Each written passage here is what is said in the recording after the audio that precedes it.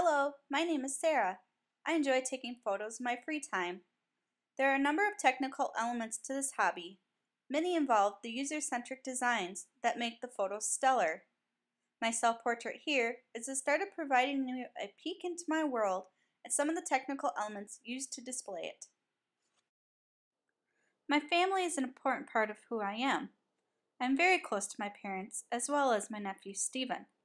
Stephen has a great sense of humor. He enjoys Skype slumber parties, playing rock, paper, and scissors with me. From the perspective of a 7-year-old, he is often looking up to me for guidance. My niece Brooklyn is our miracle. At 3 months old, she had a SIDS-like event that left her blind and epileptic. She is now 4 years old, and there are many things that we are learning about her. She enjoys listening to Disney music and has learned how to blow kisses. These signs from her are priceless. Communication is an important part to our family. Because I live so far away, we rely on Skype for face-to-face communication. Through the use of Skype, I am able to keep up to date with the latest happenings. Communication of the visually impaired is my graduate focus. Disney. I love everything about Disney. One thing that I admired over the past few years of studying them is their user-centered design of the parks for the visually impaired. They have braille maps and even directional devices. Disney knows usability. 4 years ago, I moved from Minnesota to Connecticut to work for ESPN, owned by my dream company, Disney. Technology plays a large role of what we do at ESPN. Having the basic knowledge of user-centered design helps us know what is the latest out there. Perspective plays a creative role in photos.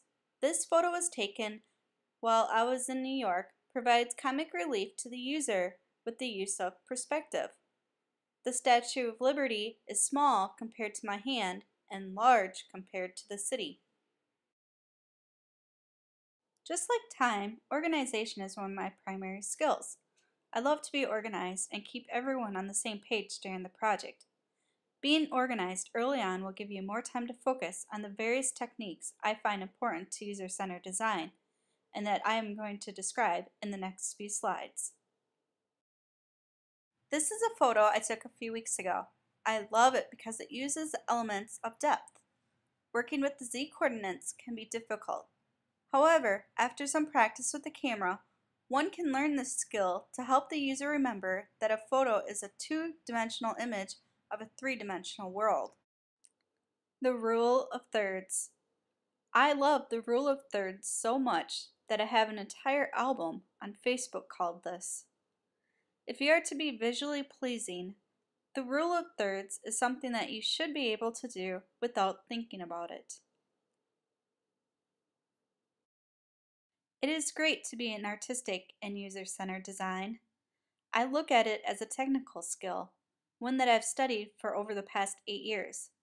Having technology background means you are not afraid of taking on new challenges.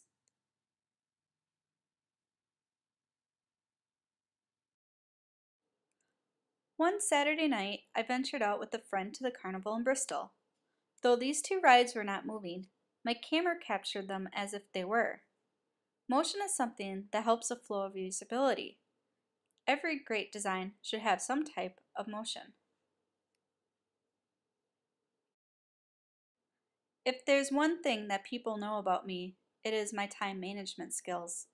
Time is a big deal in committing to projects.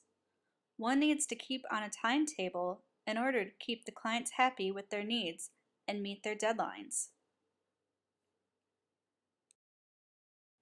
This picture represents silence to me. Having silence in user-centered design can be a good thing.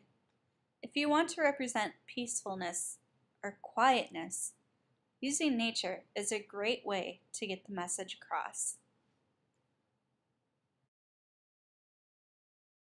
Look at this picture for 5 seconds. Now close your eyes for 5. There are times that a photo can provide sound if we use our imagination. Users often make use of other senses when viewing a photo. Color, or the lack of, is important in user-centered design. Knowing what color palettes match together will get you far. I also think of light when I think of color. Though this picture is in black and white, I can tell where the light will help make color. Sometimes we all need to step back and reevaluate the perspective of a project by putting ourselves in the client's shoes.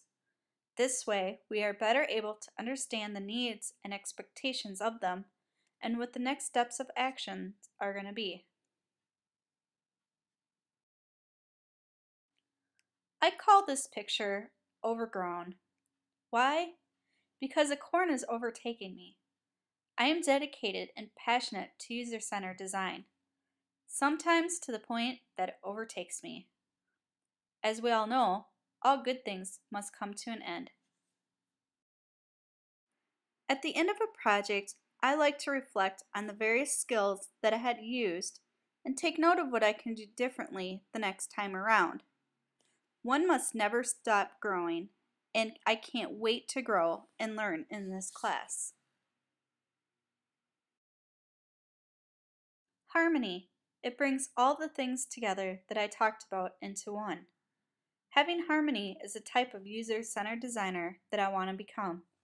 Putting all the pieces of the puzzle together, whether it's an online website or a product that I can place in my hand.